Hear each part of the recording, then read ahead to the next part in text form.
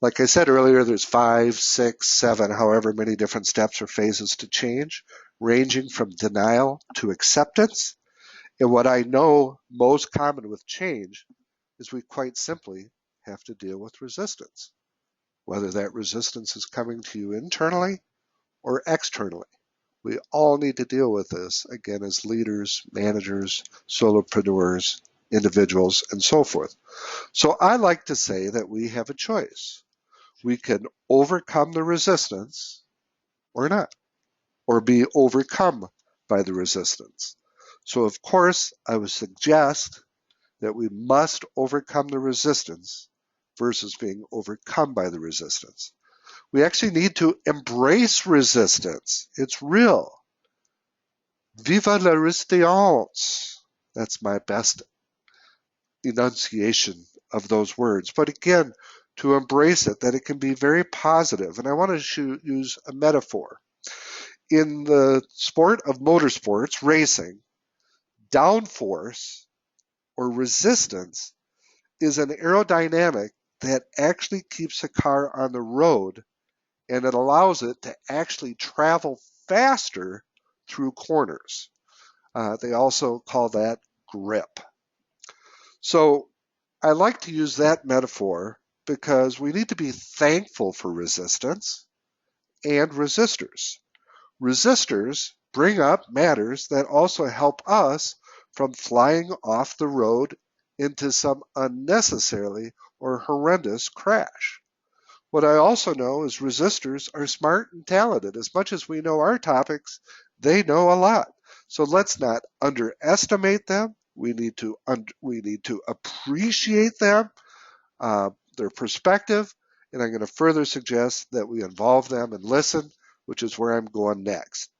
So again, embrace resistance, keep a firm grip, a grip on the wheel as well as a grip on the road, and you're in control of driving as the leader your high performance machine, whether it's a motorsport, a ship, or whatever metaphor works best for you. So here's a few tools to help you from a best practice standpoint. First and foremost is communication. That's your best tool. We need to be communicating the benefits of the change, the what's in it for me approach, what's in it for them. Call it the elevator script. It should be scripted. And then you need to talk to the resistors and again, listen to avoid those crashes that I mentioned earlier. Next, perhaps one of the most important is involvement. This is a rule of thumb I want you to write down on the bottom of page 4 in your workbooks. And it's a simple equation. And it says involvement equals sign buy-in. Involvement equals buy-in. Now flip it. Buy-in equals involvement. If you want people to buy in, you got to involve them. Again, it's all about engaging, empowering.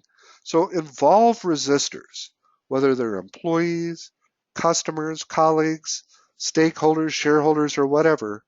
But a best practice I've done is to involve them in task teams, projects, committees, whatever. You're going to go a lot further, faster. Third, with that comes flexibility, that we again need to be somewhat nimble to adjust, facilitate. We need to negotiate to find common ground, yet at the same time, I'm not implying to totally concede or compromise. If we know this is the direction we need to go. What we want is we want to gain followers. We need to allow followers to catch up with us. And then the more followers we have, the more mass, it's just physics, the more mass, the more force we have.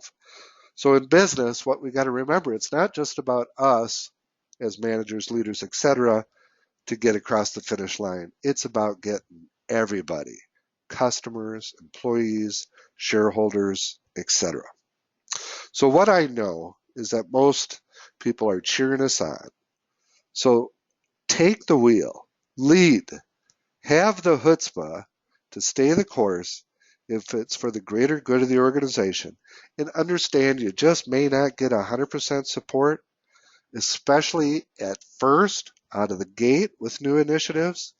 Just allow time for people to get on board and allow yourself time and to open your ears to listen to the inputs that you're receiving to choose a good course. Again, it doesn't have to be a linear path. It can have some curves and some hills and some valleys.